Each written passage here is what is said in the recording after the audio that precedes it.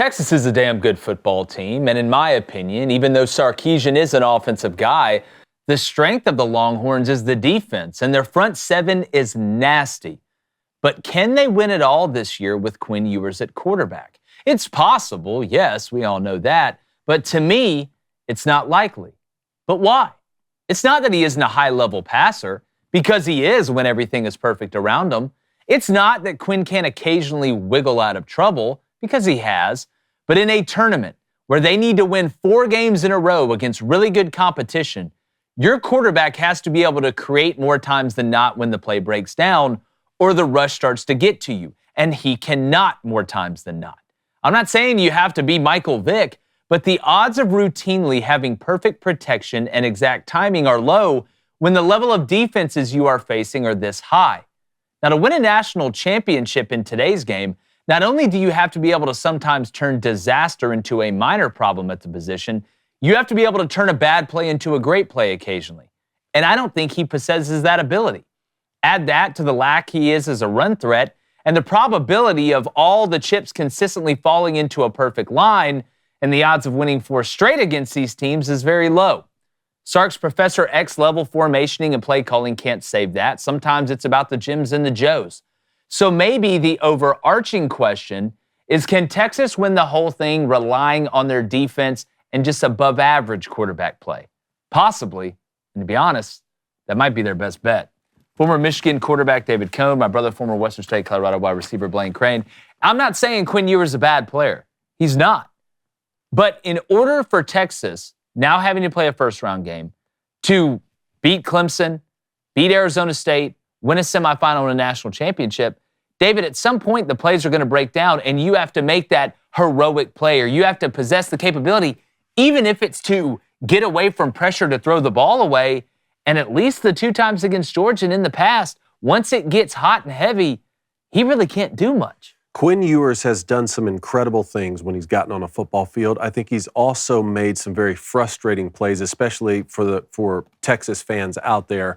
And one of the things I think that leads to that frustration is the fact that he was one of the top 5 highest ranked quarterbacks recruits ever coming out of high school. I mean, that's pretty big time. And I think another thing that leads to that frustration is his inability to stay healthy for an entire season up to this point. Now, as we sit here right now, Texas is in the college football playoff, and he is healthy, and he's going to be moving forward, and hopefully we get the best version of him so that we can really see. It's just in 2 games against the best competition they faced this year against the Georgia Bulldogs. In 1 game, he got pulled out, in favor of Arch Manning, and in both games combined, he's thrown a total of 3 interceptions with a completion percentage that's under 60%. Now, if you want to tell me, well, that's the Georgia defense, that's as good as it gets, I would say that this is a Georgia defense that Mississippi State scored 21 points against, that UMass scored 21 points against, that Georgia Tech scored 27 against in regulation, 42 points overall if you count overtime. And those were some games that Georgia still ended up winning. So if you really want to talk about the Alabama performance against Jalen Milroe and Jackson Dart with Ole Miss, the games they lost, yes, those were mobile quarterbacks. Jackson Dart, I think, had 50 yards on 8 carries. Obviously, we saw what Jalen Milroe did in the first half of that game. I still don't think that Quinn Ewers needs to be that in order to be able to beat the likes of Georgia in the defense that they have. I'll bring up a clip here in just a minute after we get done talking about this, just to show you that I think he's leaving some meat on the bone, even in the passing game. Of course, it always helps to be able to take off and run the second a play breaks down, but there are some instances where he's still making mistakes even before the pressure gets to him. Yeah, and look, every quarterback wants a clean pocket. Most quarterbacks are better with a clean pocket. But let's look at the last 3 national champions.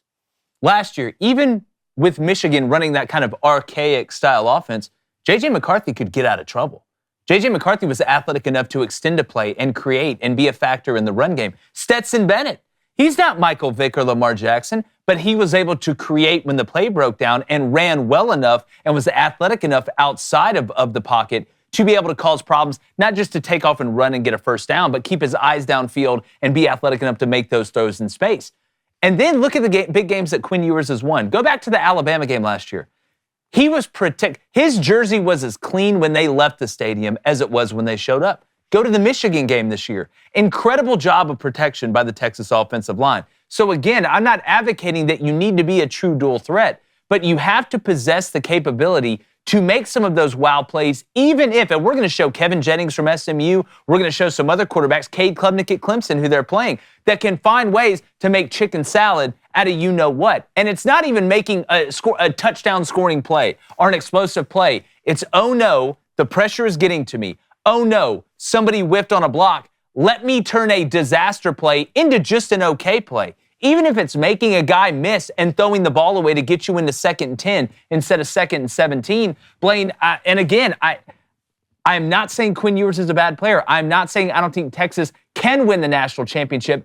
I just don't think they have an elite quarterback or really I would much rather face Quinn Ewers than most of the quarterbacks that are in this tournament. So he's not great, but he's good, right? I think Quinn Ewers on his spot with a clean pocket, I think you could put him up with anybody in the nation. But sooner or later, when you run into teams like Georgia, you run into these top-tier teams in college football, you need a guy who can create when the pocket breaks down. And Quinn is not that guy. Like, there's certain teams and certain guys, go through the top 10 rankings, probably other than Quinn, I would say Rourke from Indiana doesn't create as well. Maybe the kid from Boise State. But other than that... Well, the kid from Boise State's got some wiggle. I would say even Drew Aller, I think, can create from a pocket presence standpoint. Oregon, Ohio State, Clemson, Georgia with the Gunnar Stockton kid, who a lot of people think helped out actually when Carson Beck went out. To beat great teams, you need a dual threat almost guy in the backfield to beat them. What has hurt Georgia, right?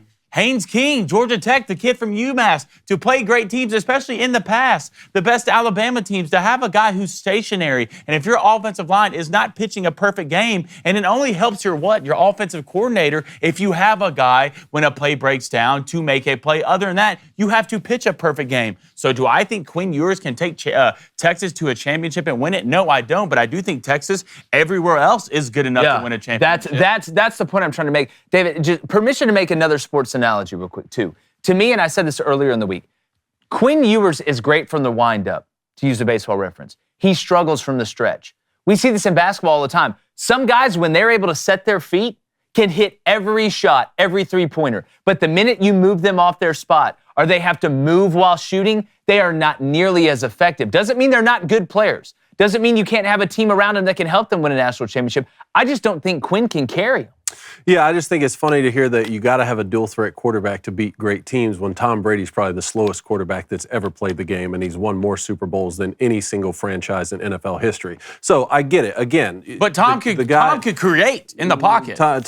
Tom could create with his mind, and that's kind of what I want to get to here with Quinn Ewers. Let's say if Quinn Ewers weighed another 25 pounds and he ran 4.3, how much trouble would he be getting himself out of because he's so fast and can just take off and run at any time? A lot. Steve Sarkisian wishes Quinn Ewers ran 4.3 right now. Yeah, Vince Young. My point is that wouldn't alone help Quinn Ewers mentally understand where to go with the football and to help get himself out of trouble mentally the way that traditional pocket passers have, like Peyton Manning or Tom Brady. So let's bring up clip 14A, please. I want to show you this. This is from the first game against Georgia. Now, before they even play it, Jake, you're a defensive guy. Just talk to me here about, we got this trips formation here to the field. Mm-hmm. Georgia, look at where the safeties are. Look at where the safety is already spun down to the boundary. Where is this pressure going to come from? Well, you got to feel like it's going to, right now, the way you're looking at it, you feel like there's going to be a field pressure here, at least where the numbers are. But that's what they're trying to show you. That's what they're trying to show you. But why is that a lie? Why is that a lie? Because you have three guys out here to the field. Someone's got to bail. Right now you have 3 on 2. Someone has to bail out of here, and they have to bring it from the boundary. Now, who's that going to be? The corner's not always lying, but look at that cornerback to the boundary right now. Look at his technique. He's trying the best he can to lie to Quinn Ewers and say, I'm in man coverage. I'm in man coverage. I'm going to lock on this wide receiver. But where's his technique? It's on the inside right now. I just want to show this play because I want people to understand every single time a quarterback gets sacked, it's not the offensive line's fault. It's not the running back's fault who didn't pick up a pressure. A lot of times it is the quarterback's fault who doesn't set the pressure to the right side. Now from here, defensive coordinator, you can take this play and run it, and let's see what happens. Jaden Blue is the running back. Cat fire. First third down conversion. Here he comes. Who's the guy who didn't get picked up? Yeah, it's the corner. Okay, now Just run it one more time. This time, don't look at the corner coming from the boundary who creates the turnover.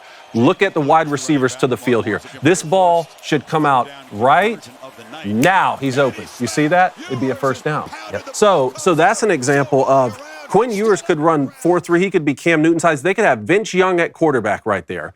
That guy, whoever's playing quarterback, is still going to get sacked in that scenario, probably going to lose the football. Maybe some guys hold on to it a little better than others. That doesn't take away from the fact that ball should be out right now because Steve Sarkisian, your play caller, built in a hot route that you should be releasing the football to. Yeah, and to your point, again, like you said, Georgia, if you run it back from the top, Georgia's trying to show you pressure from one side and bringing it from the other. But to your point, David, they're giving away what they're doing because if you look at the numbers, go back to the beginning of this play. All right, right here, like you said, you got the stack, the triple stack, whatever you want to call it, the train down at the bottom. That safety, the third guy that's closest, is in the sky. So I know this safety that's down, this is a man coverage. This is looks like man coverage. Well, if I'm going to be in man coverage, then that safety, like you said, that's in the sky should be buzzed down, and that safety to the boundary should be buzzed back. They're not going to cross key number 3, which means the safety sits on one side and guards the guy in another like it's zone coverage from this alignment. They're going to go ahead and either bring that guy because they want him to travel into that 3, and it'll be 3 over 3, and typically they have a pyramid where they're going to let it work out because you have a match coverage situation out of man here. Not having this feel at this point in your career with Quinn Ewers, Conan, it's a great point. It's a fantastic point. Go to 14B. Let's take a look at this one. This is another example from the same game of Georgia showing man. Look at the corner again to the boundary up there. Everything he's trying to tell you. And we always said, look, corners lie more than any other position with their depth, with their leverage, and with their eyes. D-E-L, I think we called it Dell. Look at this corner. He's trying to tell you that this is man, right, Blaine? Like if you're the wide receiver up there to the boundary, you're thinking this is man. Now watch what he does and watch how Quinn Ewers responds post-snap to this defensive technique. They rush for Ewers. Intercepted. He's got tripped. I mean, the corners, when he immediately bails like this, you know it's not man. Well, and it's a zone turn. Yeah. And this is what Kirk Herbstreit's saying. You have a zone turn and you have a man turn. If I'm locked up in man, I have the ability to turn my back to you after the ball is snapped. If it's zone, I'm going to open up with my eyes into you because I'm seeing Q to 2. Now, we can talk about pre-snap leverage and all this stuff. Basically, this is a trap coverage in the boundary. It turns into cover 2 into the boundary. And here's why I always talk about the smash alert and why number 2 being on the ball needs to tell you that something is up. Right now, the defense knows they're in zone coverage. 2 is on the ball. You count from outside in. Wide receiver 1, wide receiver 2. We used to make a China call, right, which was a smash alert, which means that if it is smash, which means that number 1, right, I think that's Helm, the tight end up there maybe, Correct. runs a 5-yard hitch or even something underneath that corner can midpoint, or the cornerback can midpoint the corner route from number 2 that's on the ball. Because if I want to get somebody to a corner, I'm going to put that receiver on the ball so he can midpoint it. So the minute you see, hey, we like it. It looks like man to the boundary, and those shoulders of that corner turn, you have to immediately get out of what your pre-snap thinking was. Sure. Is that correct, Now, David? Yeah, no doubt. And now the question is Clemson's defense going to be able to replicate performances and strategy this same way? Because this quarterback, who it sounds like we're beating up on here, I want to go to clip 15A, because this same quarterback is able to make this read against the same defense and this throw to the field. Freak show level throw right here. Let's play it. Yeah, this is really good. See if they come after Ewers on 3rd and 13. In pocket, on his spot. To the back shoulder. Look at that. Get away from But what was the difference between this play and the play we just ran? It looked like Georgia was simulating pressure. The play before we just saw. Here, there's no simulation of pressure, so Quinn does not have to worry about it. He can sit in the pocket, feel good about it, and feel comfortable. Because you got to remember, Georgia was getting after Quinn Ewers, bringing it from all different directions. Any way you want it, you got it. Can we pull up the play we just saw before this? Right? Okay. All right, it's somewhat simulating pressure here. You don't to the field. You don't know exactly who's coming or where it's coming. In the back of your mind as a quarterback, David, your clock automatically what? speeds up. Right? And so it forces you into bad decisions. But the play we just saw after this was Quinn, no simulated pressure. He felt good about his protection. He could sit in there, throw a ball with a clean delivery. And Quinn on his spot. It's one of the most dangerous guys in college football. But he's easily tricked. And if he is moved, I do not think he has great feel or pocket presence. Yeah, well, and again, the play after this one where he completes the pass, these are both looks against cover 2. Now, that first one may be cover 6. They may be running 4 to the field and 2 to the boundary. I wasn't watching the field.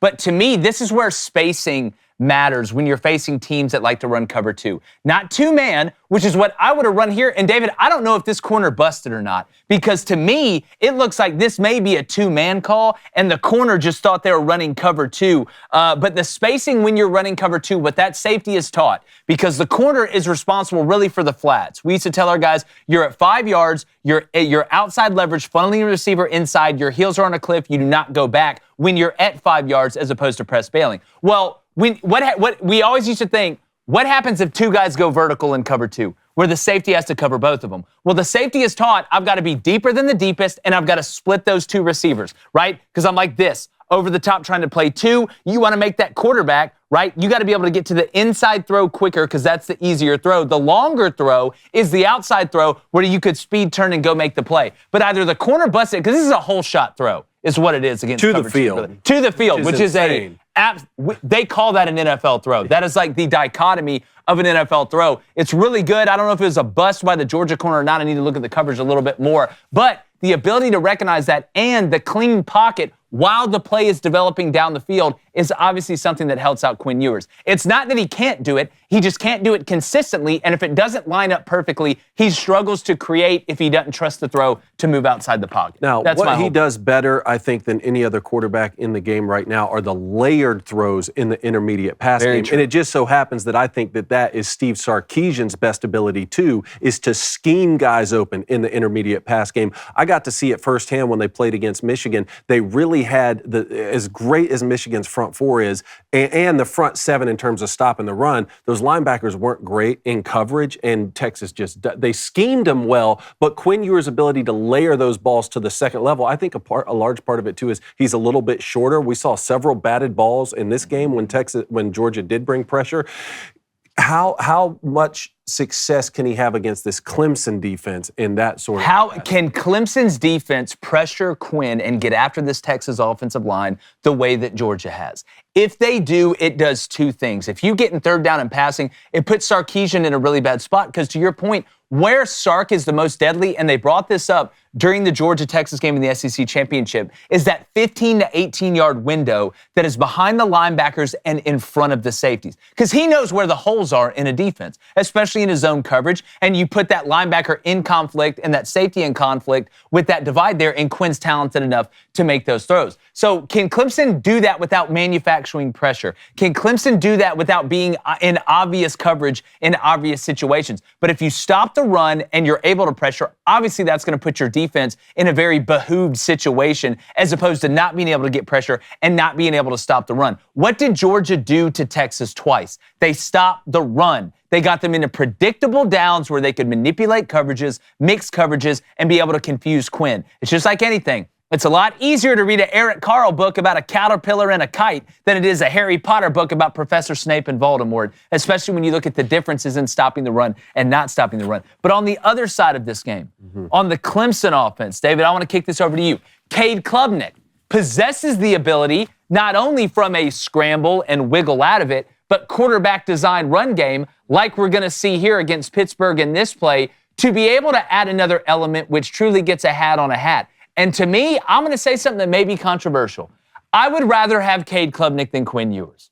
I would rather, if I had to pick. If you said, Jake, you got to pick, you're starting a team from scratch, the only 2 quarterbacks you can choose are Cade Klubnik and Quinn Ewers. Cade is not as much of a nuanced thrower as what Quinn is when it comes to layering the ball, but he can make all the throws, and he can also do this. Go ahead and play this clip against Pittsburgh, because this stuff is deadly. Go ahead and play it. Quarterback draw. Running back picks up the backer. Here he goes. Makes a safety miss. Gets underneath a DB. And he goes and scores a touchdown. Now, Cone, I don't think Texas's defense is going to be giving up 50-yard runs for touchdowns. Sure. But it's not about the 50-yard run. It's about the 5-yard run, the 8-yard run, The scramble ability when it's 3rd and 7 and Texas got you locked up because Pete ran 2-man. That, to me, is where I think this could pay dividends. Yeah, and keep in mind, that's with a minute left in the fourth quarter on the road, Clemson down by 3. That's a huge moment in a big game. And for anyone who says, well, it's one thing to do it against Pitt, it's another thing to do it against Texas, they are right. That's why it gave me even more confidence to see Cade Klubnik do this and have success on the ground against the South Carolina defense. Now, what can you not do? Let's play the very last play against South Carolina when Clemson's in field goal range. I believe this is 16A. Let's go to 16A, please. Yep. Let's play this. This is the Cade Klubnik you don't want. 2 plays before a potential Here, field goal attempt. Klubnik can't miss behind that. It wasn't picked up.